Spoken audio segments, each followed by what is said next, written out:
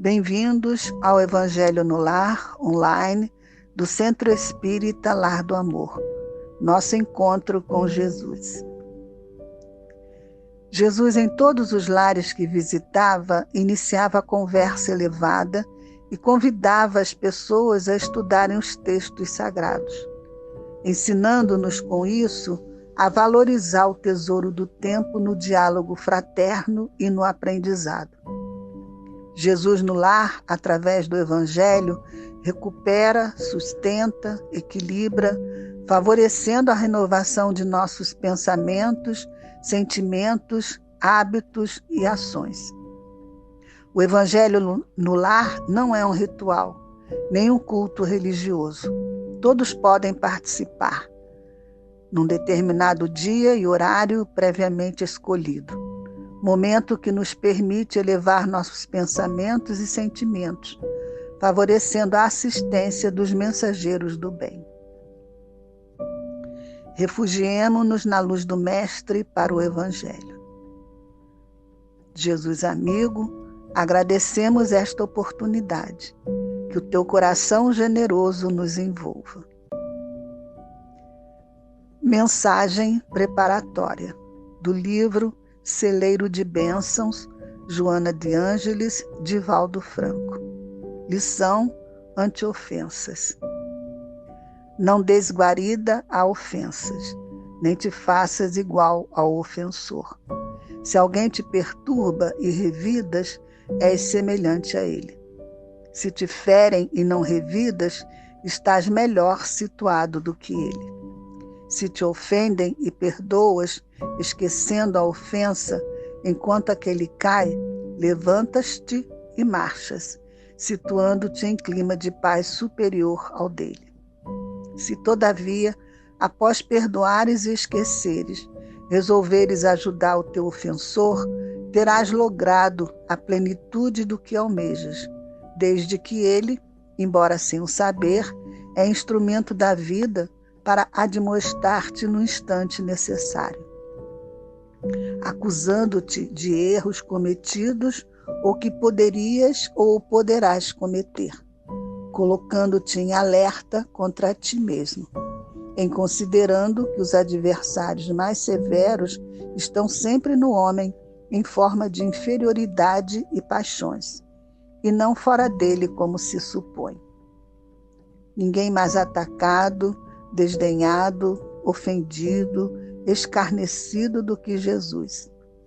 Entretanto, sem débito de qualquer natureza, permaneceu impertérrito, destemido, impávido ante os perseguidores gratuitos, testemunhando que os legítimos valores são as qualidades íntimas e que a realeza verdadeira é inerente àquele que superou óbices, estorvos e problemas, planando em harmonia íntima acima de quaisquer circunstâncias. O diamante na lama não deixa de manter o valor que lhe é próprio, e a estrela que reflete no lodo mantém o mesmo brilho que possui, quando rutilando na placidez da água cristalina. Não te agastes, portanto, com as ofensas que te cheguem. Se permaneceres íntegro, não te atingirão, porquanto és o que vitalizes e não o resultado das impressões e agressões naturais do roteiro de sublimação. Segue adiante, haja o que haja, considerado ou não, certo de que todo ofendido de hoje resgata as ofensas que ontem praticou. Bem-aventurado, pois, quando ofendido e perseguido, porque o reino dos céus te alcançará em breve o Espírito. Joana. Do Evangelho segundo o Espiritismo, capítulo 12, Amai os vossos inimigos, instruções dos Espíritos, nosso tema, a vingança. Júlio Olivier abre sua instrução afirmando que a vingança é um dos últimos remanescentes dos costumes bárbaros que tendem a desaparecer dentre os homens. É, como o duelo, um dos derradeiros vestígios dos hábitos selvagens sob cujos guantes se debatia a humanidade, no começo da era cristã, razão porque a vingança constitui indício certo do estado de atraso dos homens que a ela se dão e dos espíritos que ainda as inspirem. Nunca esse sentimento deve fazer vibrar o coração de quem quer que se diga e proclame espírita.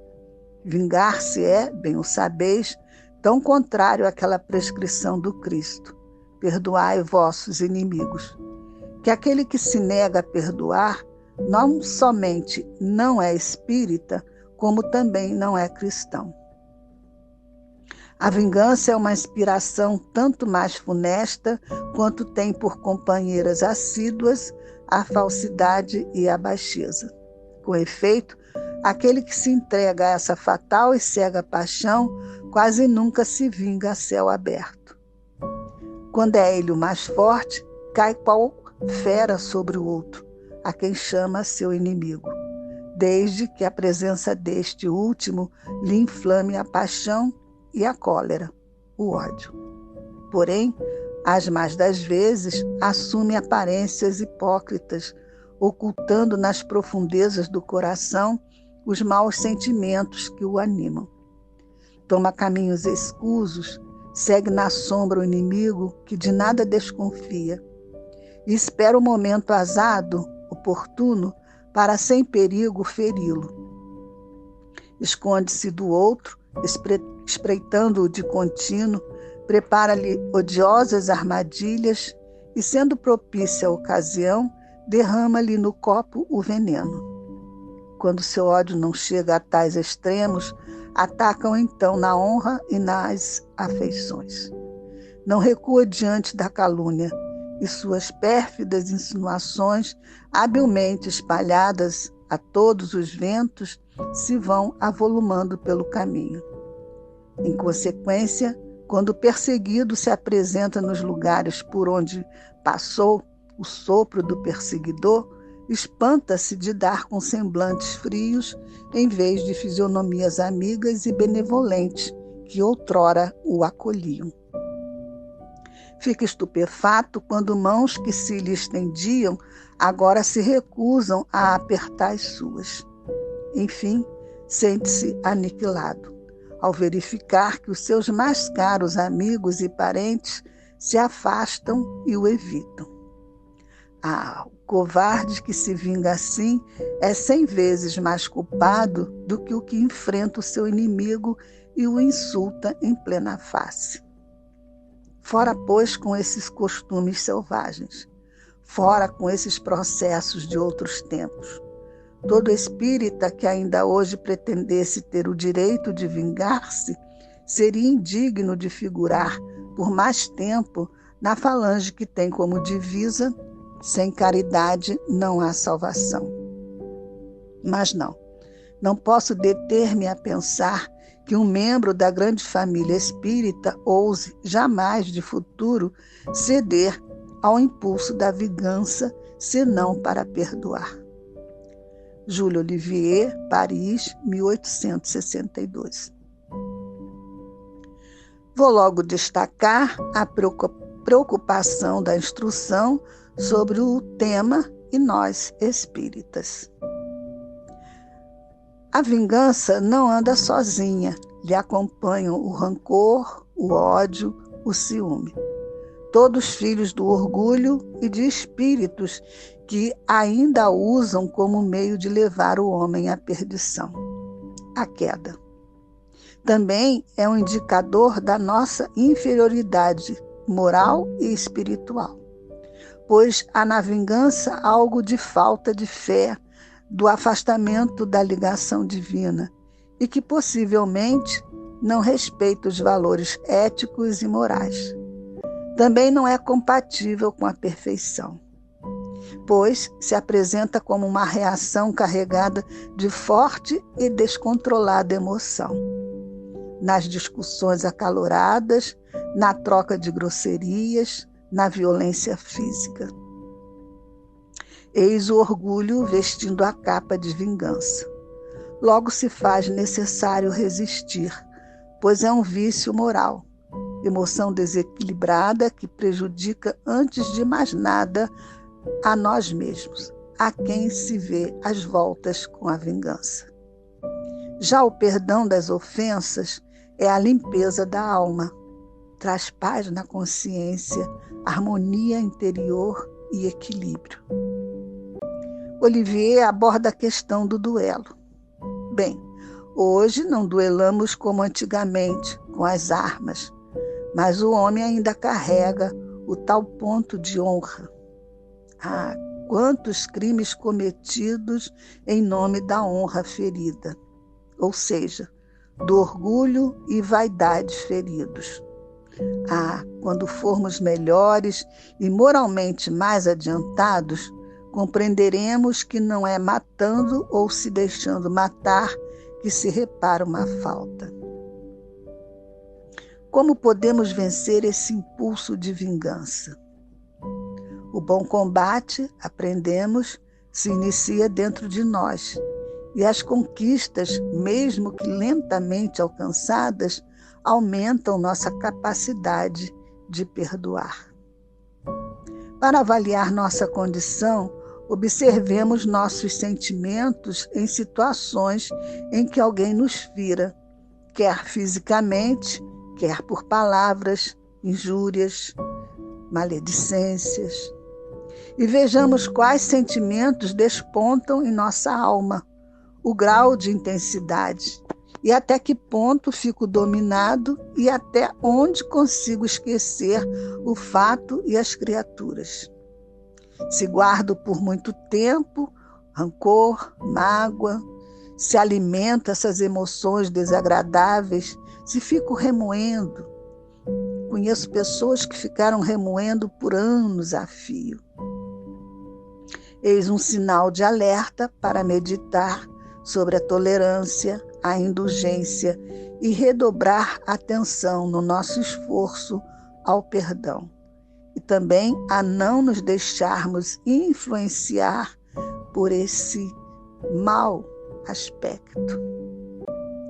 E não é uma questão também só de força de vontade, mas da compreensão das leis que nos regem, pois quando desconheço, fico mais vulnerável.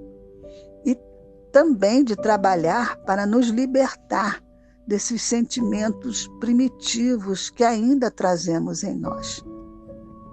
Olivier comenta que o sentimento da vingança está quase sempre acompanhado da falsidade e da infâmia, assumindo muitas vezes uma atitude hipócrita, dissimulando os maus sentimentos que sente e estimulam. Insinuações, boatos, mentiras, como quem não quer falar mal, mas falando, dissimulando, a fim de afastar do adversário seus amigos e parentes. Ou então ataca citando fatos, falsos ou verdadeiros, de sua vida ou de seus familiares, que nada tem a ver, mas só para desmerecer, humilhar a pessoa aos olhos dos outros. O famoso ataca para desmoralizar. O desejo de vingança leva o vingador a alegrar-se com o sofrimento alheio, impedindo o desabrochar da piedade, da compaixão. E olha que conheço pelo menos 2 músicas que exaltam a vingança e que em algum momento já cantamos. A vingança é realmente um estado de atraso espiritual e moral. E olha que nem entrei na seara de Joana de Ângeles quando nos instrui sobre a ação maléfica da vingança no corpo físico e a repercussão no espírito, que enfermece, já que as forças desordenadas são libertas pelo inconsciente do ser, projetando o lado escuro e sombrio de quem ainda sente ou se alimenta da vingança, necessitando de compaixão, perdão e das preces de todos nós, assim que a percebemos. A mensagem termina tão incisiva, tão determinada sobre esse mau sentimento, que encerra com as 2 primeiras frases. Fora, pois, com esses costumes selvagens, fora com esses processos de outros tempos, até porque estamos entrando em novos tempos. Estamos entrando num processo de regeneração.